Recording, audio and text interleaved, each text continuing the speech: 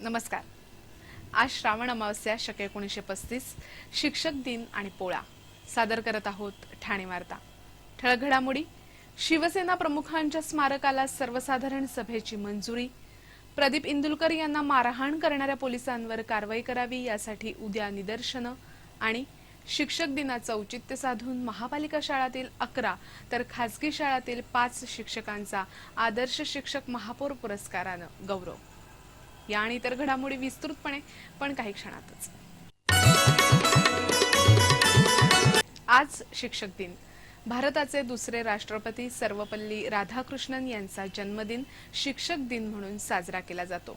विद्यार्थ्यांना घडवणं, विद्यार्थ्यांनी काय करावं, कसं वागावं याचं मार्गदर्शन करतो तो शिक्षक। शिक्षक हा मार्गदर्शक आणि पथदर्शक असून भावी पिढी घडवण्याची मोठी जबाबदारी शिक्षकांवर आहे। शिक्षकांप्रती असलेली कृतज्ञता व्यक्त करण्यासाठी शिक्षक दिन साजरा केला जातो।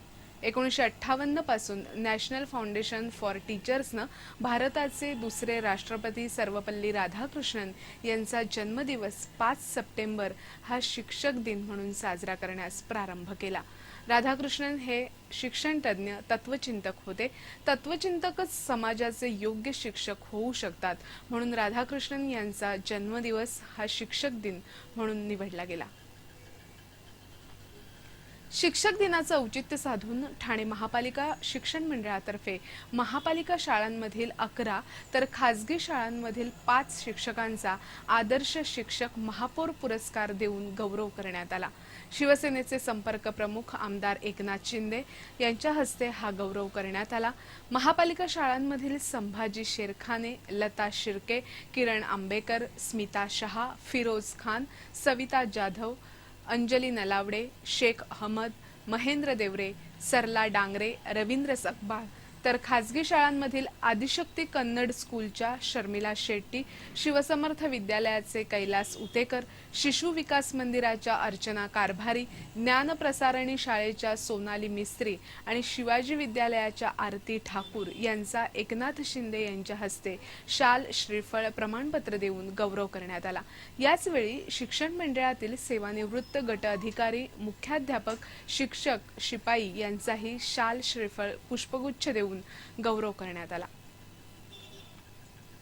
शिवसेना प्रमुख बाळासाहेब ठाकरे यांच्या स्मारकास सर्वसाधारण सभेनं सर्वानुमते मंजुरी दिली आहे। ठाण्यातील इटर्निटी मॉल जवळील ठाणे महापालिकेच्या 6000 चौरस मीटर क्षेत्रफळाच्या विस्तीर्ण सुविधा भूखंडावर हे स्मारक उभारण्यात येणार आहे। हे स्मारक फक्त स्मारकच न राहता शिवसेना प्रमुखांचा जीवनपटच या ठिकाणी पाहता येणार आहे। काल झालेल्या सर्वसाधारण सभेत या स्मारकास मंजुरी देण्यात आली। शिवसेना प्रमुखांचे स्मारक उभारणारी ठाणे महानगरपालिका ही राज्यातली पहिली महानगरपालिका आहे। सामाजिक कार्यकर्ते प्रदीप इंदुलकर यांच्यावरील हल्ला प्रकरणात पोलिसांवर उद्यापर्यंत कारवाई न झाल्यास उद्या धरणं आंदोलन तर शनिवारी उपोषणाचा इशारा देण्यात आलाय। काल एका पत्रकार परिषदेत हा इशारा देण्यात आला। प्रदीप इंदुलकर यांना झालेल्या मारहाण प्रकरणातील ठाण्यातील सामाजिक कार्यकर्त्यांनी पोलीस उपायुक्त अशोक दुधे यांची भेट घेतली। त्यावेळी दुधे यांनी आपल्या अहवालात कठोर शिक्षेची शिफारस करण्यात आली असून पोलीस आयुक्त याबाबत निर्णय घेतील असं सांगितलं। पोलीस आयुक्तांनी या प्रकरणी निर्णय न घेतल्यास शासकीय विश्रामगृहासमोर निदर्शनं केली जाणार असून शनिवारी उपोषण केले जाणार आहे। यावरही कारवाई न झाल्यास मुख्यमंत्री, गृहमंत्री तसंच पोलीस महासंचालकांना निवेदन दिलं जाणार असल्याचंही सांगण्यात आलं। म्हाडा वसाहतीत खोली मिळवून देण्याचं आमिष दाखवून एका महिलेनं 15 ते 20 जणांना लाखोंचा गंडा घातलाय। बाळकुम इथे राहणाऱ्या प्रीतम सरवणकर यांची तनिष्का मांजरेकर यांच्याशी ओळख झाली होती। त्यांनी धर्मवीर नगर म्हाडा वसाहतीत तसंच मुंबई महानगर प्रदेश विकास प्राधिकरणाच्या इमारतींमध्ये स्वस्त दरात घर मिळवून देण्याचं आमिष प्रीतम सरवणकर यांना दाखवलं। त्यांच्याकडून 1,64,000 रुपये तिनं घेतले होते। अशाच प्रकारे इतर 15 ते 20 जणांकडून त्यांनी 12 ते 15 लाख रुपये गोळा केले होते। गेल्या वर्षी जून ते सप्टेंबर दरम्यान हा प्रकार घडला।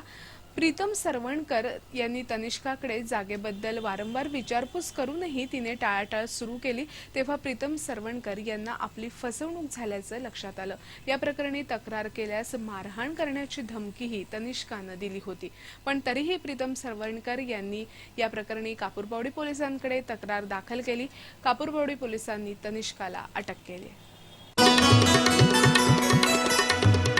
ठाणे महानगरपालिकेच्या उद्यानात झोपलेल्या एका 40 वर्षीय भंगार गोळा करणाऱ्या महिलेचा विनयभंग होण्याची घटना घडली आहे।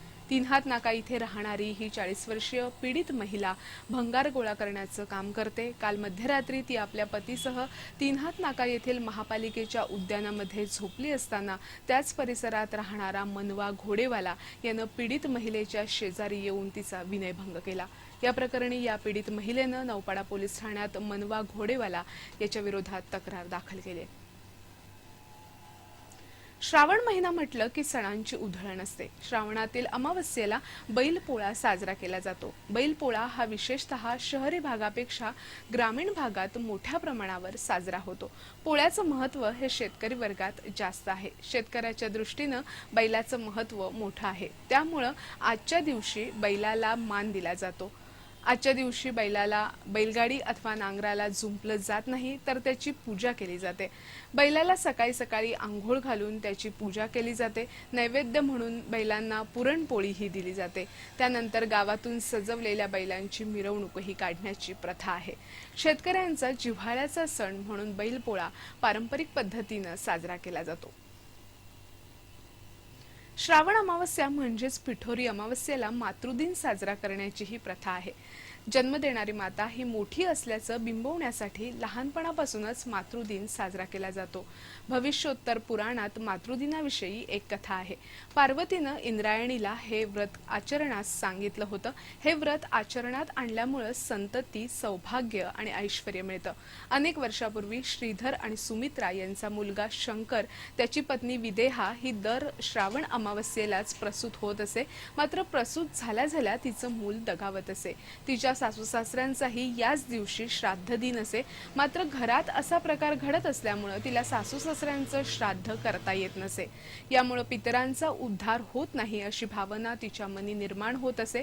असंच एकदा श्रावण अमावस्येला तिला पुन्हा मूल झालं। मात्र यावेळी तिच्या घरच्यांनी तिला घराबाहेर काढलं। एका ठिकाणी फिरता फिरता ती अरण्यात गेली। त्यावेळी तिला त्या ठिकाणी 64 देवता येतात अशी माहिती मिळाली। या देवतांचं दर्शन घेतल्यावर सर्व मनोकामना पूर्ण होतात। तिलाही या देवतांचं दर्शन झालं, त्यामुळे तिच्या सर्व मनोकामना पूर्ण होऊन तिला 8 दीर्घायुषी पुत्र झाले अशी कथा आहे। मातृदिनाचं व्रत म्हणजे सकाळी उपवास करून पहिल्या प्रहरी 8 कलशात ब्राह्मणी, कौमारी, वैष्णवी, वाराही, इंद्राणी, माहेश्वरी, चामुंडा या देवतांच्या प्रतिमा स्थापन करून त्यांची आराधना केल्यास ऐश्वर्य आणि पुत्रप्राप्ती होते। यावेळी घरातील माहेरवाशिणीला पुरणाची पोळी वाण म्हणून दिली जाते अथवा खीर, त्यावर झाकलेली पुरण ठेवून ते मुलीला वाण देण्याची काही ठिकाणी पद्धत आहे। गणेशोत्सव आता तोंडावर आलाय। दरवर्षीप्रमाणे यावर्षीही ठाणे वार्तामधून घरगुती गणपती उत्सवापुढील सजावट दाखवली जाणार आहे। ही सजावट दाखवताना सजावटीमागची कल्पना, सजावटीसाठी वापरण्यात आलेली साधन सामुग्री, सजावटीसाठी घेतलेली मेहनत अशा विविध बाबींचा विचार केला जाणार आहे। उत्कृष्ट सजावटीलाच ठाणे वार्तामधून प्रसिद्धी दिली जाईल। यासाठी आपण आपली सजावट, किती दिवसांचा गणपती आणि आपला पत्ता आम्हाला 8097002222 या क्रमांकावर SMS द्वारे कळवावा।